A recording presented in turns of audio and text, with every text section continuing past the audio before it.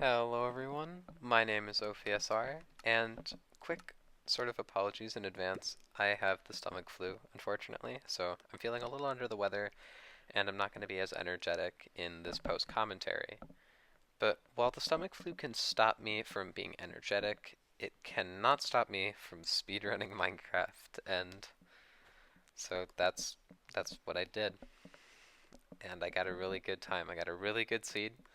And while one thing I can do is talk about all the reasons the seed is good, it's pretty self-explanatory, so I'm going to sort of shift it to why this run isn't PB.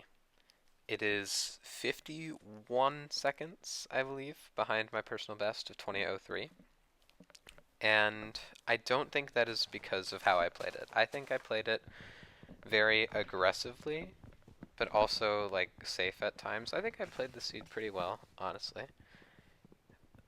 I think the seed itself is the reason it's not sub 20. I think if Mini ran the seed, he would get the same time. Maybe a little faster because he's Mini, but like, you get the idea. I'm amazing, and that's yeah, I'm amazing. Uh, but yeah, there's two main things holding this back from being a new PB, and the main one is this overworld. This overworld is not It's not great. It's not very good. This village is really far away. I have to get sticks. I try to get this stick, and then I just fall into a cave. Uh, minor time loss. And yeah, overall, like, it's very spread out. I do get, Desert Village, I get a mysterious structure that I think is the number one reason why this isn't PB. We'll talk about that later. I also get a ruined portal that I enter through, and that gives me a lot of iron. It's good. Good ruined portal. A little far away, but yeah, this village is far away, and it doesn't help that it's the opposite way of the trees. It's just how desert works. So now we are going through this desert village. Normal desert village things. Looting it. Looking around to try to find an enter, although I don't see it immediately. Just looting chests and getting food. Just trying to get out of the village as fast as possible. And this is where I see the desert temple. And I do like desert temples, don't get me wrong. I also see the ruined portal right here. While I'm breaking hay bales, I see it's the submerged one. So I know I have an enter. But this desert temple is not very good. I think I get about one useful item from this entire desert temple, and that's an excess amount of blocks. I end up using a lot of blocks on the seed. And that's really all the desert temple gives me. It's honestly, it was a mistake to go to the desert temple, but for all I knew, it would have had like 10 iron and the rune portal would have had no iron, when in reality rune portal had 27 iron nuggets or 3 iron and the desert temple had none. So, but I wouldn't have known that. So, not entirely a misplay, it just ended up being a misplay, although I don't think I would have any way of knowing that it would be a misplay. I'm saying misplay a lot. I don't think there are that many misplays in this run, but I mean that's why we do post commentary, to watch over it. I am just doing this based on memory from the actual run. I haven't rewatched this run yet, so might forget something. Maybe there's something I do slow. I had a crazy MLG water because I'm just built different. But yeah. Then I blow up the chests, get a ton of blocks, luckily, but what I don't get a ton of is anything other than blocks. I get like string.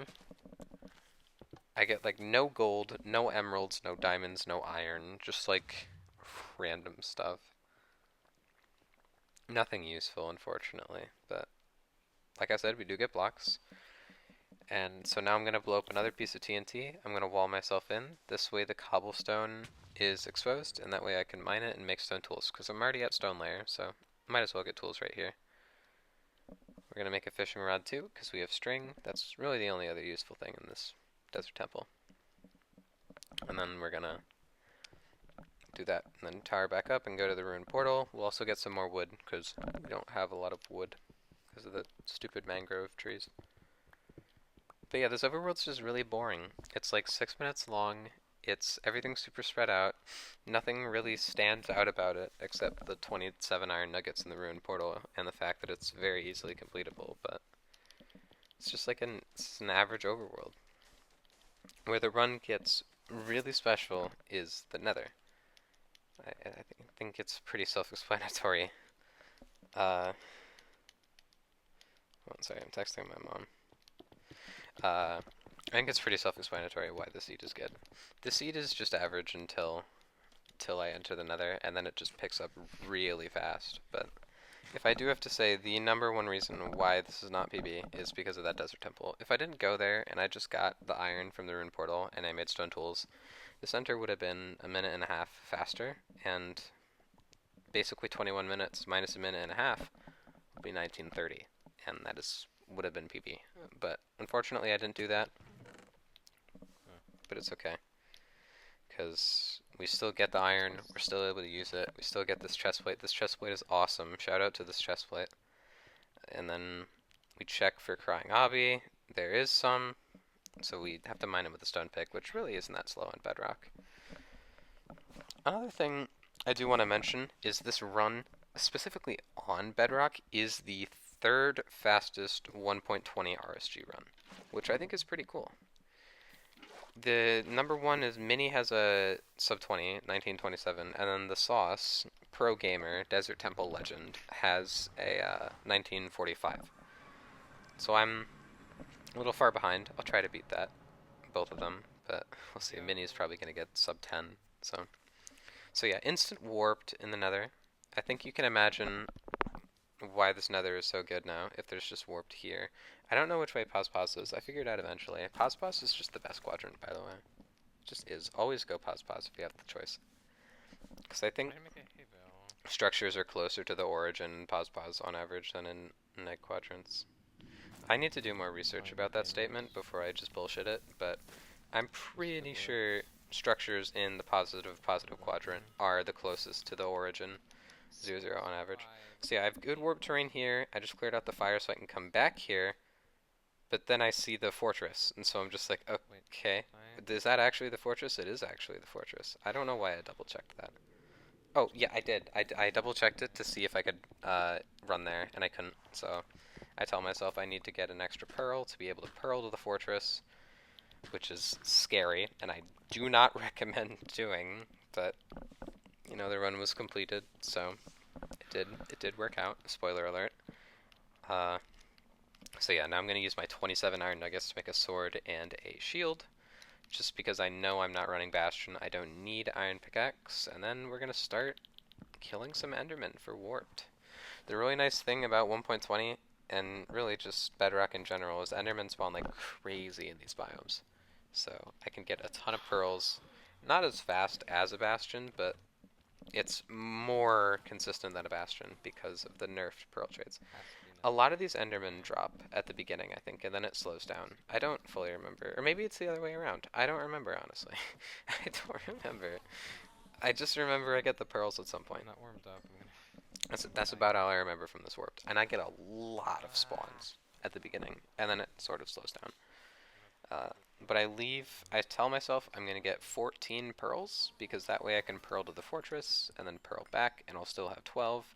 But then I sort of negotiate, like, hey, this run's really good. Maybe I should do 15, because that way I have an extra pearl for the overworld.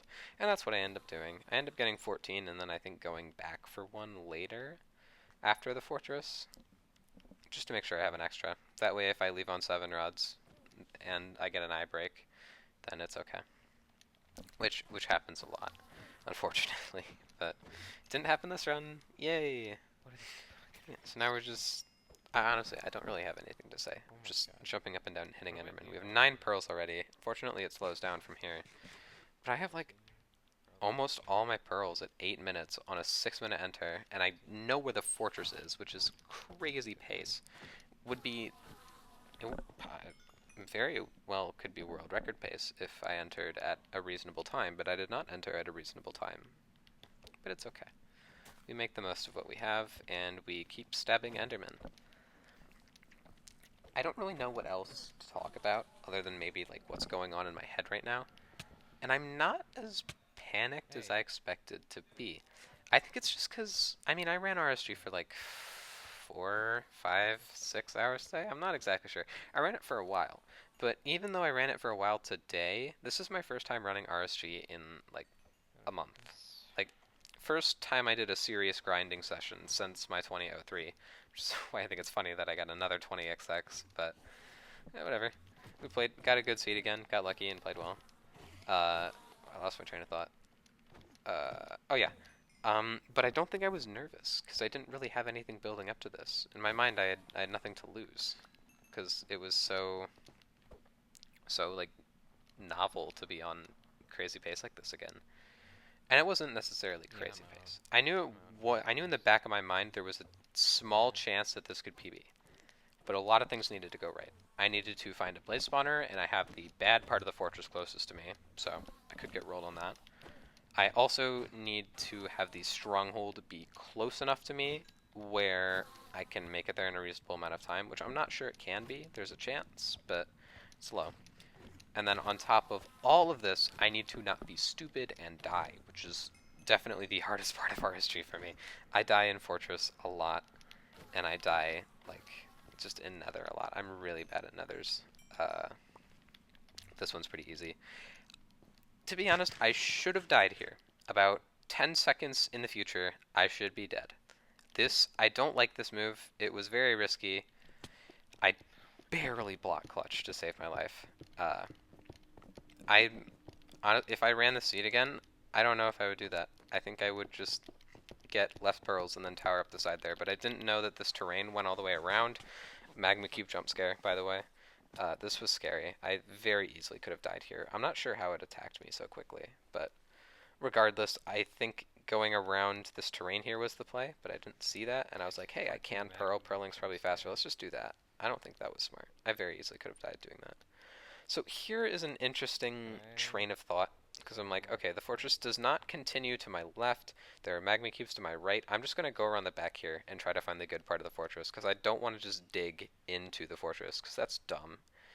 It would just be dumb. So I look under here, I see a fortress leg of the good part of the fortress, and I explore more, and I'm like, oh hey, that's the spawner.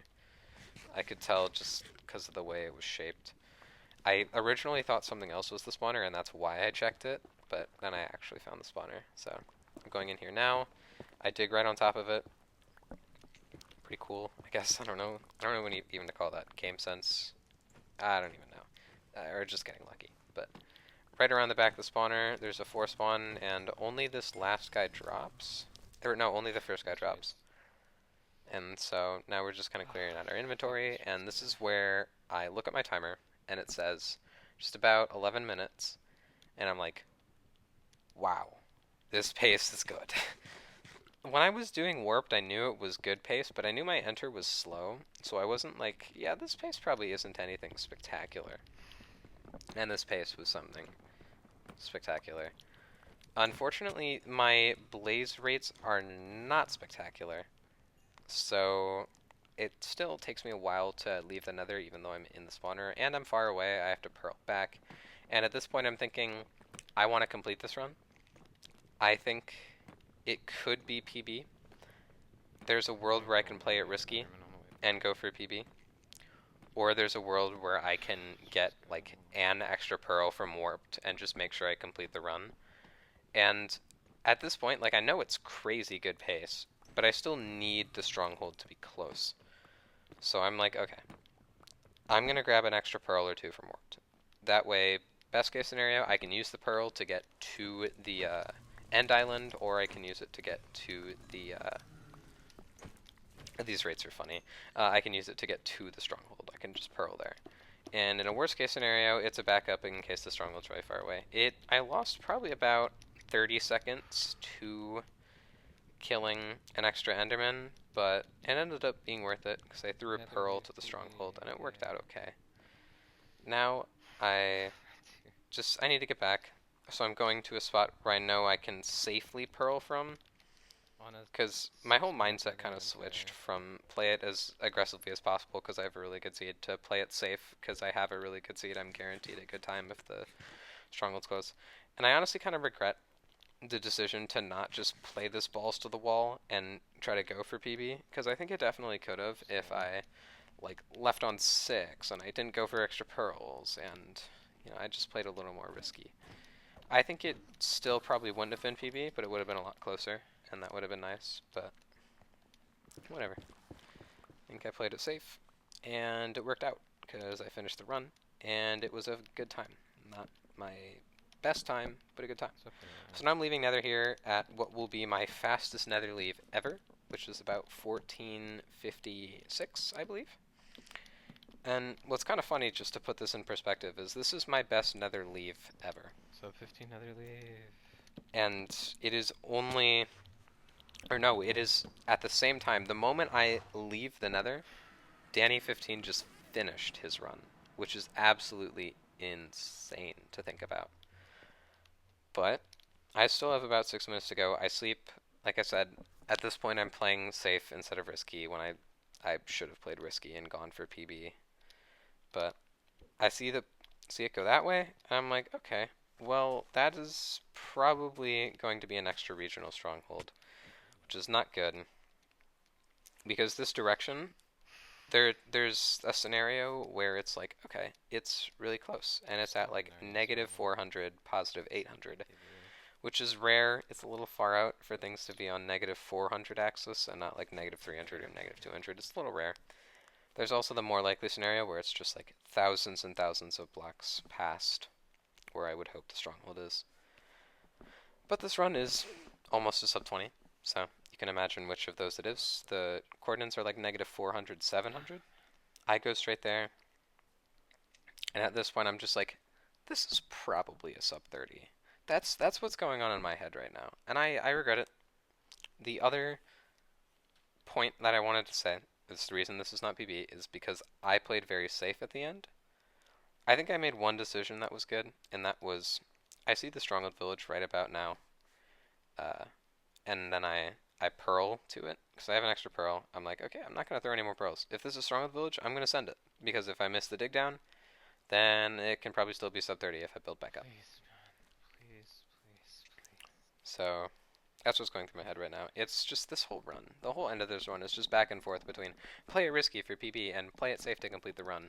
And I think really in the future I just need to choose one. I think I should choose play it risky for PB in the future, because I think that really will make the difference. But we finished the run, which is what we want, I guess. And right here I make a little misplay. I'm like, okay, well I need a pickaxe, because I have no pickaxe. My pickaxe is almost broken, and I threw it out at the place spawner. So I can either kill the golem for an iron pickaxe and play it safe, or I can send a stone pickaxe and hope it's shallow. The stronghold's at about Y negative 10, I think. So I'm glad I did kill the golem here for a pickaxe, but I mean I had no way of knowing that. I think if I was playing the correct way, which was risky, I would just dig down with a wooden and stone pickaxe and hope it was shallow. But like I said before, sort of stuck between this mentality of risk it for the biscuit and just complete the run. And I think that's something I need to get better at in the future. And speaking of the future, something I should mention during this sadly kind of long dig down is I do plan on playing more RSG.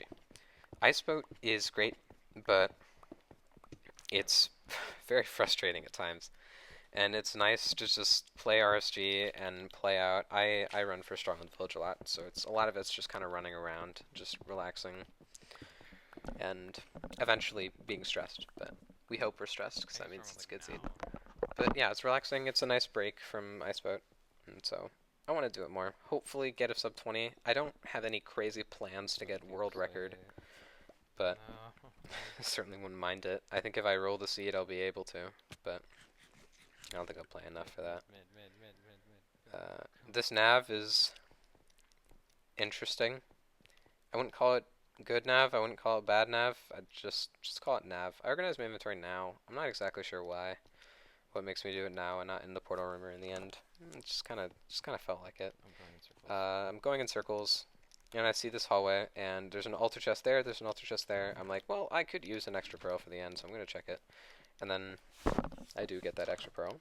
This way's a dud, so I'm like, okay, well, the next logical way is to go to where the other altar chest is, It's not and PvP. maybe get another pearl. I wouldn't need another pearl for any reason, I don't need but monkey brain see altar chest, monkey brain look for ender pearl because dumb.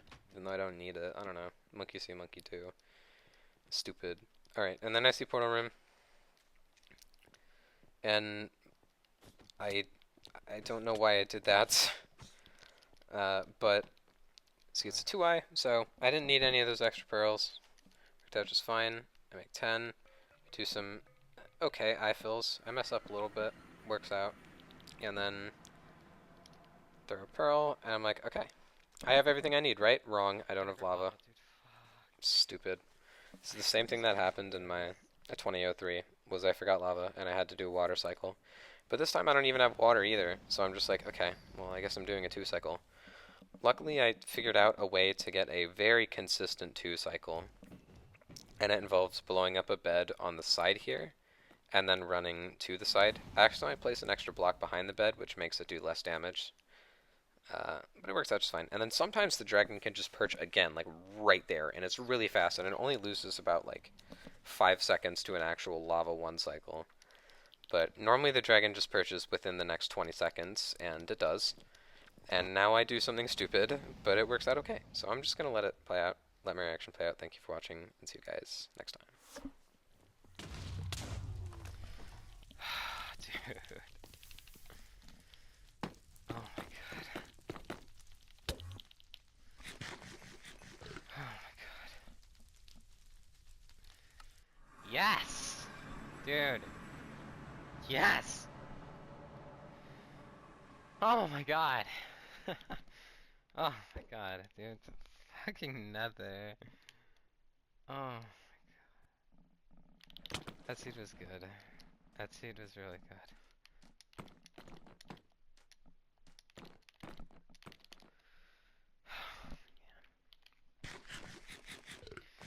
I'm back, I guess.